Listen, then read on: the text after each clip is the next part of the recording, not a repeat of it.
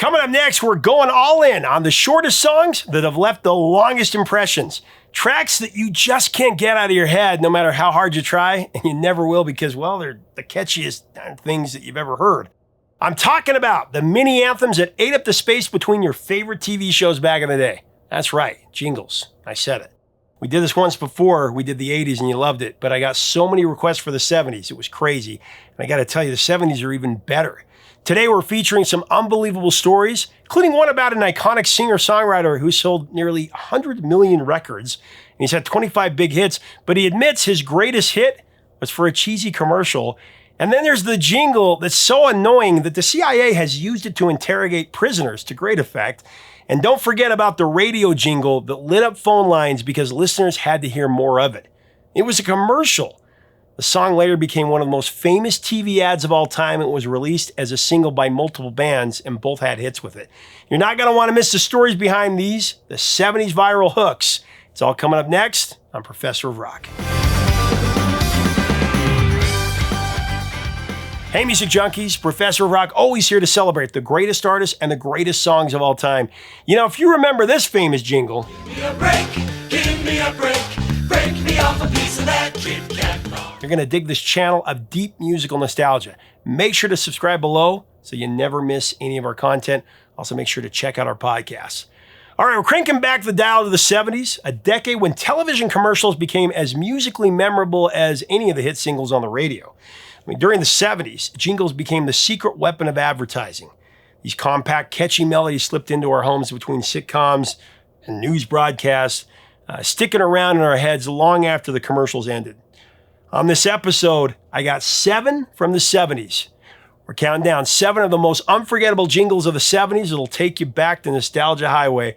The shortest songs that may have left the longest lasting mark. All right, starting off the countdown at number 7, it's one everybody knows.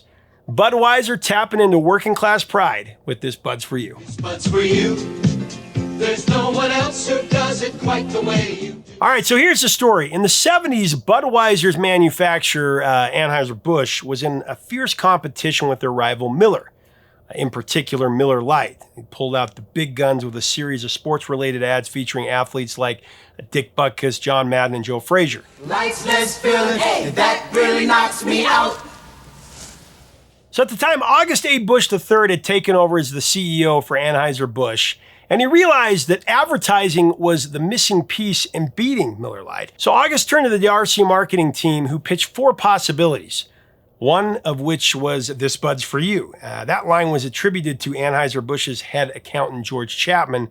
He'd actually come up with it years earlier, but the RC liked it, and so did August, so they ran with it.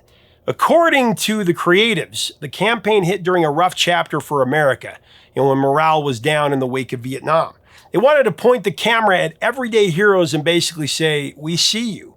The ads featured an assortment of blue-collar employees from all kinds of walks of life. I mean, in just one commercial, there's a welder, there's a truck driver, construction workers, fishermen, window washer, boxers, barber, and a police officer. And the list just keeps going. They wanted to represent as many blue-collar professions as possible, and it worked like a charm. The This Bud's For You campaign tied Budweiser to the working class completely. You know, the demographic that was most likely to open up a cold one after a long, hard day's work, after a hard day's night. To everybody who puts in a hard day's work. The campaign reframed Bud as a companion, a beer that shows up where the real work happens. That move blew up sales, and the slogan is largely what helped Budweiser capture over 35% of the American beer market, ultimately reaching 51%. The campaign continued all through the 80s, and actually was all up until about 1994. And the catchy tune that gets stuck in our heads. So here's to you. You know it isn't only what you That Budweiser campaign spilled over into pop culture as well. Oingo Boingo even performed it for a goofy Budweiser commercial in the 80s. This Bud's For You. There's no one else who does it quite the way. And they also covered it live. On the flip side, Neil Young took aim at the ads and artists who sell out by allowing their songs to be used in commercials with the 1988 song This Note's For You. notes for you. Title, of course, a direct reference to Budweiser's This Bud's For You campaign. In the song, he also targets other beverages like Pepsi and Coke and Miller. Hey, this bud's for you. Okay, so at number 6 on the countdown, you know this one had to be here. It's I'd Like to Buy the World a Coke. I'd like to buy the world a Coke and keep it calm. The story for this one starts with two British songwriters named Roger Cook and Roger Greenaway. Both these guys had already made their mark on the pop market, writing hits like You've Got Your Troubles. You've got your troubles, I've got mine. And would later pen one of the coolest rock songs ever, the Hollies' Long Cool Woman in a Black Dress.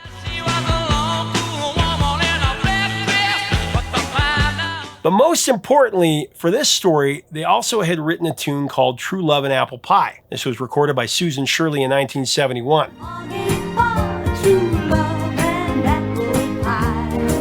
We've also got to add another character here, a guy named Bill Backer. He was the creative director over the project. Backer was flying to London to work with Cook, Greenaway, and an American songwriter, Billy Davis, for Coke's radio spots. But along the way, Backer was rerouted to Shannon, Ireland due to a heavy fog. The extended layover in the airport, that was a nightmare. Poor conditions and passengers were getting angry, while they waited for the weather to clear up so they could board the plane and get home. Here's the thing. The next morning, Backer walked into the airport and saw some of those same ornery passengers laughing together in the cafe. They were bonding over bottles of Coca-Cola. And in that moment, Backer had an epiphany. Coke was more than a soft drink. It was a way for people to connect. On a napkin, he wrote, I'd like to buy the world a Coke. And it's true. Coke connects me to my dad and my grandpa, who are both gone. Now, when Backer finally reached London, he pitched the idea to Billy Davis and the other songwriters. Now, at first, Davis, he wasn't convinced. He said, if I could do something for everyone in the world, it wouldn't be to buy him a Coke. I'd buy him a home and share peace and love. Again, this was the hippie time. But Backer didn't back down. He didn't miss a beat. He said, great, let's write that, and I'll show you where Coke fits in.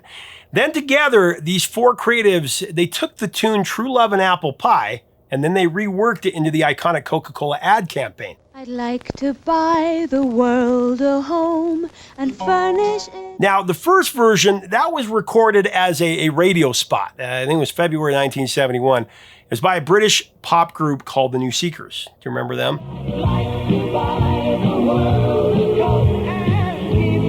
And if you can believe it, phone lines started lighting up stations, requesting to hear that commercial. It was crazy. Right then and there, very quickly, Coca-Cola realized they had to take this thing to the next level. So they decided to create a television ad, the now famous Hilltop commercial. I like to teach the world to sing with me. But getting it made was anything but easy. Producer Phil Messina, he first tried filming it on the cliffs of Dover with hundreds of British school children. But days of rain, that ruined the shoot. So the crew regrouped in Rome with a new cast of young people. Here the team captured a soaring helicopter shot of hundreds of Coke lovers from all walks of life on a hillside outside of Rome, lip-syncing a song about harmony. The commercial, well, it cost $250,000. It was the most expensive ad of its time. It debuted in July of 1971.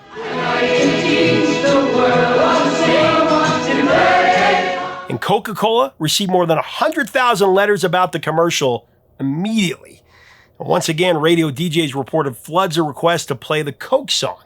The public could not get enough of this. That demand pushed songwriter Billy Davis to release a full-length single. The Hillside Singers cut the first record, retitled I'd Like to Teach the World to Sing in Perfect Harmony. In perfect harmony, perfect harmony. Their version climbed to number 13 on the Billboard Hot 100, and then soon after that, Davis convinced the New Seekers to record their own take. And hear them echo through the hills. That one was released in December of 71, and it cracked the top 10 in the United States and ascended to number 1 in the UK, and it sold 1 million copies. The Coca-Cola song was a bona fide pop hit. In fact, decades later, Oasis was sued after the recording Shaker Maker borrowed its melody and some of the lyrics directly. And they were forced to change their composition as a result.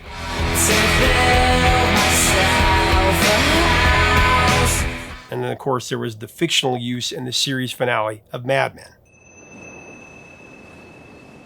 I'd like to buy the world a home and furnish it with love. Since then, it's become one of the most sung and most recognizable songs of all time.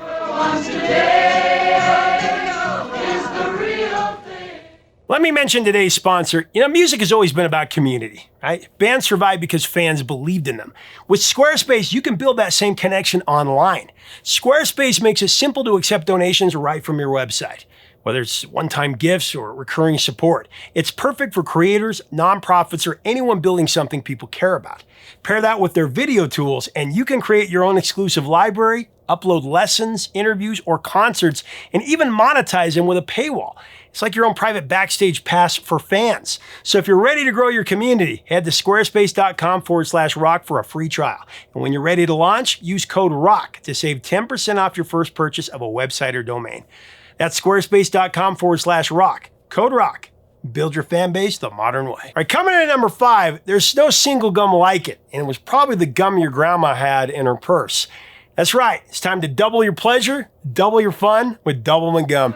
Double in the world is double good, double good, double mint gum. Okay, I gotta be honest, technically, this jingle didn't really start in the 70s, but it's so nostalgic from this era that I had to cover it. Definitely peaked in the 70s.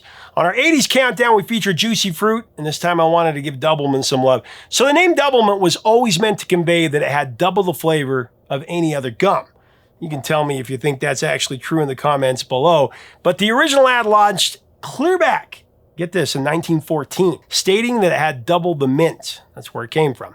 Capitalizing on the double motif, it wasn't long before Wrigley's figured out that they should start using twins in their branding. In 1939, they introduced the illustrated Doublemint twins and the slogan, double your pleasure, double your fun. Wrigley's then began featuring real twins late in the 50s on radio, although you couldn't see them. So how could you know that they were really twins? Anyway. It was in 1959 when the first television Doublemint twins debuted, 21-year-old Jane and Joan Norzer. Double your fun with double good Doublemint Gum. Their ads ran up until 1963 when they had to be let go after Joan became pregnant. Next up, Jenny and Terry Frankel appeared in the late 60s, and then June and Patricia Mackerel and the Barnstable sisters took turns on the screen in the 70s. Actually, June and Patricia had originally been signed to do television commercials for Tony Home Perms. It was another brand that used twins in their marketing. However, once Wrigley's came knocking, it was too good of an opportunity for them to pass up. I mean, the Doublemint twin gig was pretty much the Super Bowl of twin advertising on TV in the day. In addition to the official spokes twins that were used, the 70s also featured a number of other twins of different ages in various commercials throughout. By the 1980s, Doublemint doubled down on its formula with a synth-polished version of the jingle. Same sing-along hook, just brighter and bouncier. Double flipping, double jumping for a double score. I mean, you'd catch identical duos in tennis whites, or on bikes, or post aerobics, all cut into that evergreen payoff. Double your pleasure, double your fun. Double splash and good times. Keep you coming back for more. Which, of course, had its own little double entendre. Everything in the 70s and 80s was a double entendre. Double your pleasure with Doublemint Gum.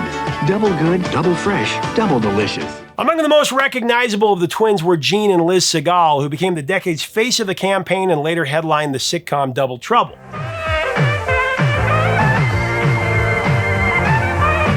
So there's that. I don't know if you remember that. Also in the 80s, there was Denise and Deanne Gallup, who also made an appearance in Mel Brooks' Spaceballs. Marlene. Hello, Marlene. I'm Charlene. Chew your gum. Of course, new twins kept coming in the decades after that.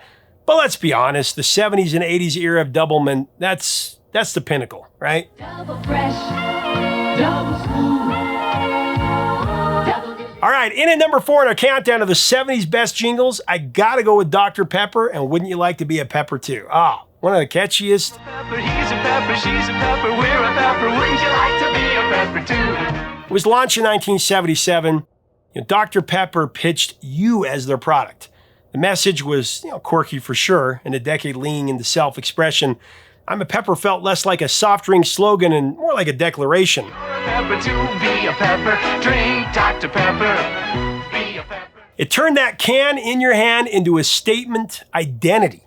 Getting their start in 1885 in Waco, Texas, Dr. Pepper had a pretty long run up to their iconic 70s ad campaign. The soft drink made its national debut at the 1904 St. Louis World's Fair, and through the years, it adopted taglines like King of Beverages and the 10-2-4 reminder to enjoy a pick-me-up during mid-morning, mid-afternoon, and Evening Slumps. By the mid-70s, though, after decades of positioning itself as a quirky non-cola original, Dr. Pepper was primed to take their advertising up a notch or two. So the company rolled out the Be a Pepper campaign at the Dr. Pepper bottler meeting in Las Vegas in 1977. They were aiming straight at younger drinkers, teens through 20-somethings. It was definitely a youth movement. Do you remember this? The face of the campaign was actor-singer David Naughton, who would later be known for his role in the 1981 horror film American Werewolf in London. Did you hear that? I heard that. David bounced through scenes of dancers declaring, I'm a pepper, he's a pepper, she's a pepper. And, the subtext was clear. Anybody could be a pepper. It doesn't matter who you are. Spinning peppers, non-peppers, fun peppers. Wouldn't you like to be a pepper too? Soon a slew of famous peppers joined in the fun. There was Chic, there was Little River Band, there was even Popeye who made a cameo. I'm a pepper man. Wouldn't you like to be a pepper too? Be a pepper. Maybe you remember the Michael Jackson Pepsi commercials from the 80s. We covered that in our last Jingle Fest. You're the Pepsi generation. Well, before the King of Pop was with Pepsi, he was promoting Dr. Pepper on their Be a Pepper campaign. I'm a pepper in the sunshine. I'm a pepper in the moonlight. I'm a pepper in the... Although he was making a whole lot less scratch for that one, for sure. I'm a Pepper, it resonated with the counterculture afterglow of the 70s. And by 1980, Be a Pepper had become the third most popular advertising campaign in America. The logo leapt from television screens to department stores as JCPenney rolled out racks of I'm a Pepper apparel across the country. I remember my dad had the t-shirt. The campaign would continue up until 1983 when Dr. Pepper cut ties with Naughton after he appeared naked in American Werewolf in London. There's gonna be a full moon tonight. I'm going to the cops. I guess nude werewolves couldn't be a pepper too. That's where it stopped. But the company, they didn't give up on the idea of being a pepper just yet. Their next slogan was Dr. Pepper made a pepper out of me. And even by 1986, it was still lingering in the pop culture consciousness. Does anybody remember the Dr. Pepper reference in Short Circuit? Wouldn't you like to be a pepper too? And I gotta be honest with you, I'm a pepperholic. My favorite drink, I've quit actually. I have 30 days off Dr. Pepper. Dr. Pepper coconut cream is definitely my drink of choice. That's tough.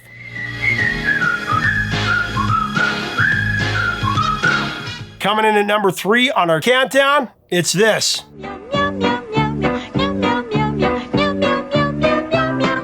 The Meow Mix jingle. Doesn't get any more simple than this one, folks. The jingle was, of course, adorable and diabolically catchy. It's a pop hook that you'll never be able to wash out of your brain once you hear it. Purina's slogan was Meow Mix. Tastes so good, cats ask for it by name. So only Meow Mix tastes so good, cats ask for it by name. And it was a short jump to the famous jingle from there. The genius in it is, of course, its simplicity. Just sing what the product's biggest fans actually say. So the creatives built a chorus out of animal sounds, cut film to make a cat sing it, forward, backward, looped, then added subtitles to translate the lyrics. The ad agency started out with an idea to create a jingle to go along with cats eating their new cat food. Not too complicated. So they hired a top jingle company to compose the tune. The song was composed by Tom McFall, and the singer providing the vocals was named Linda November. Yeah, Linda November. Welcome, the queen of the jingle world, Linda November. Hi, Linda. And just in case you didn't know, now you do. That's actually a human singing the jingle, not a cat.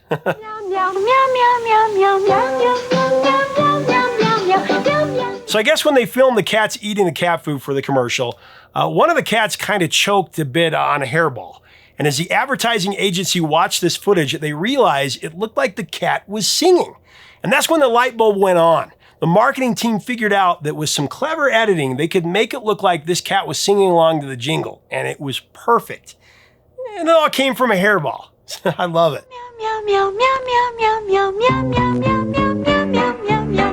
The Meow Mix television commercial first aired in 1974, and it posted one of the highest audience impact scores ever recorded. Not surprisingly, within a couple of years, the Purina brand cat food it became the industry leader, and the Meow Mix tune became its calling card for decades.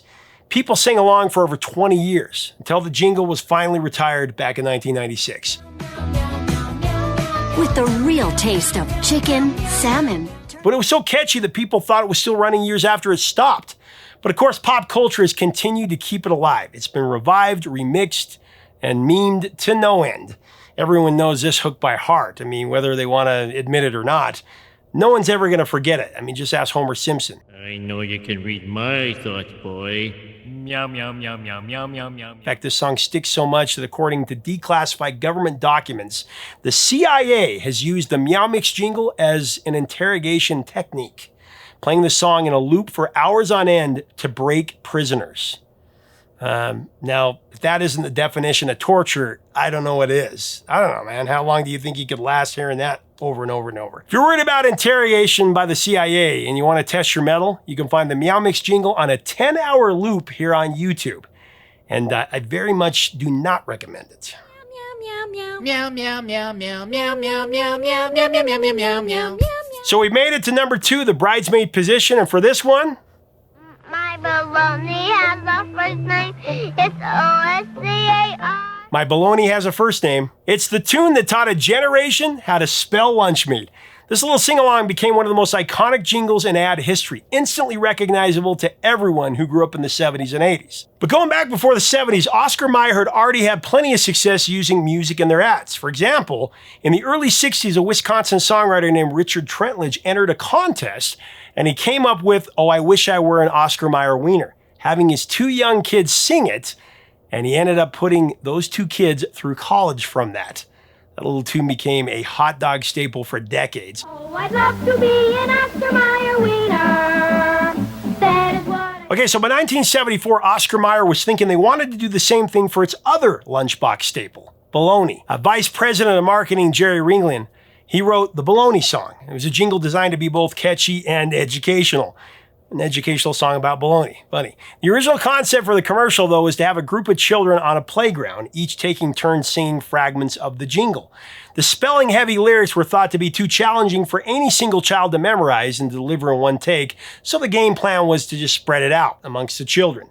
But during filming, something truly magical happened. The director asked if any of the kids could sing the whole thing all the way through without stopping. And that's when 4-year-old Andy Lambros stepped up. He raised his hand and he said he could do it. He was exactly right. Little Andy Lambros nailed it in one take. Fishing pole in one hand, sandwich in the other. My baloney has a second name. It's M-A-Y-E-R. That spontaneous moment became the commercial America fell in love with when it aired in 1973. And of course, then it spread nationwide in 1974. Oscar Mayer has a way with B-O-L-O-G-N-A. And the impact was enormous. Kids sang it on playgrounds. Moms hummed it while making lunches. And the name Oscar even climbed in popularity for baby boys. It became one of the most popular names that year. Pop culture picked it up as well. The Simpsons in particular liked it, spoofing the jingle in 2 separate episodes. Once with Homer spelling out H-O-M-E-R for the first name and the last name. My baloney has a first name. It's H-O-M-E-R. My baloney. And then this one. Mein Bratwurst has a first name. It's F-R-I-T-C. Just a couple of examples of just how deeply the Oscar Mayer jingle stuck in America's collective memory. So why did it work so well? Well, according to marketing professor James Calaris, known as the jingle scientist, there is such a thing as a jingle scientist, I guess, the tune was a perfect storm of simplicity, repetitiveness, and incongruity.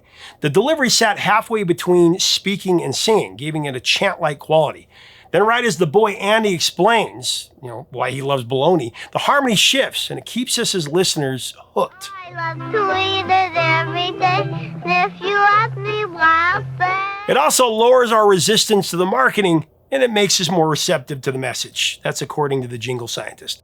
Oscar Mayer, they really knocked it out of the park with this one, though. The iconic jingle not only captured the innocence of childhood, but also kind of our wallets or our parents' wallets for life. Nobody's ever going to forget this one. Oscar Mayer, the first name in Bologna. How's that? Before we get to number 1, I want to throw out a few honorable mentions. It would have been in our top 10 if it would have been a top 10. Here's a shout out to McDonald's, 2 all-beef patties. 2 all-beef patties, special sauce, lettuce, cheese, pickles, onions, and a sesame seed bun. It's your McDonald's. Also Burger King's Hold the Pickles, Hold the Lettuce. That was pretty good. Hold the pickle, hold the lettuce, special orders, donuts, and that's all we have. And of course, Ace is the place, Ace Hardware. And make it snappy. Ace is the place with the helpful hardware man. Do you remember all these? All right, here it is. We've arrived at number 1. And yeah, we all know this one by heart too. Like a Good Neighbor, State Farm is there. Maybe the biggest jingle of all time or the most memorable. Written by none other than the 25-hit, 100 million selling legend, Barry Manilow. Good neighbor, State Farm is there. That's right, before Mandy and Coca Cabana put Barry on every soft rock playlist in America,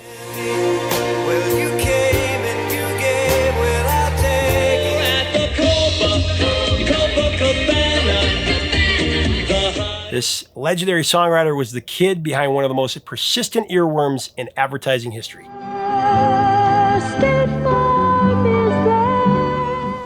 So as a young student, Barry Manilow started studying advertising.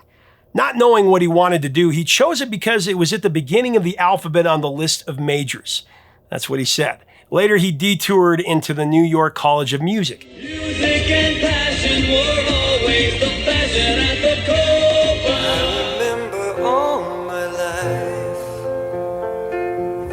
But in his own words, his real classroom was the world of jingles. Said Barry, and I quote, "It was the best music college I could imagine.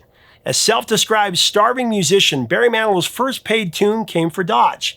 He said he just lucked into it. But soon enough, he was writing jingles like Stuck on Band-Aid.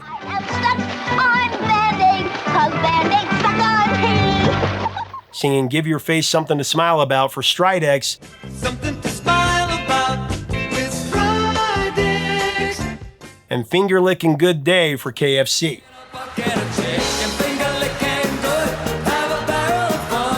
McDonald's later tapped him for You Deserve a Break Today as well.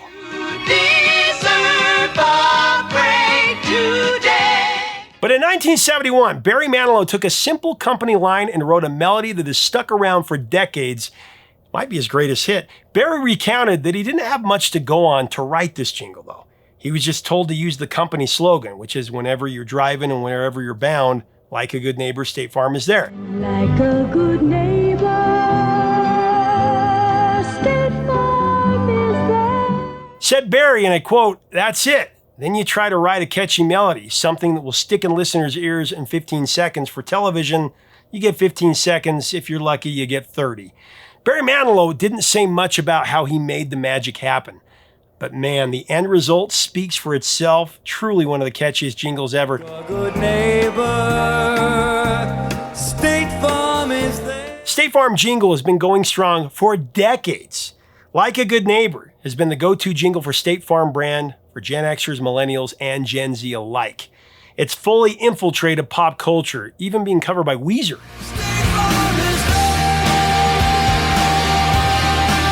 It's like a radio hit that won't go away. And making my previous point, Barry Manilow himself, he called it his greatest hit.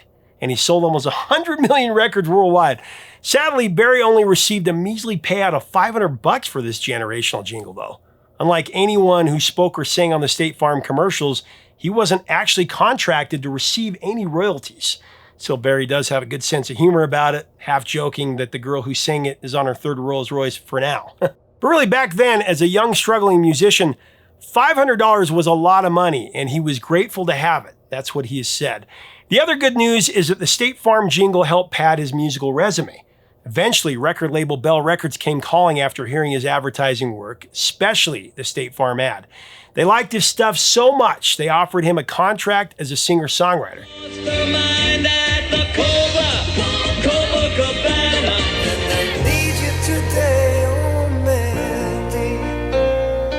It was something that he'd never considered before that, but it sounded like a pretty good deal to him. So in the end, he may have only made $500 from his biggest hit song.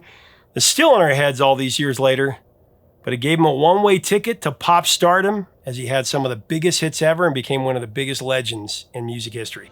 Looks like we made it. Left even now, but I have come so far, and I need you.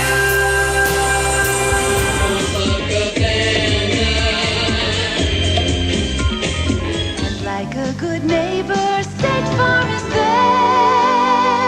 Hey, thanks so much for watching. Leave us a comment about these 70s jingles. Do you remember these? Are they still stuck in your head half a century later? Did I do right? Did I get it right? What are your top 10? Let's have a great discussion below. If you like our content, we invite you to subscribe. We'd love to have you as part of our community. Till next time, 3 chords and the truth, my friends.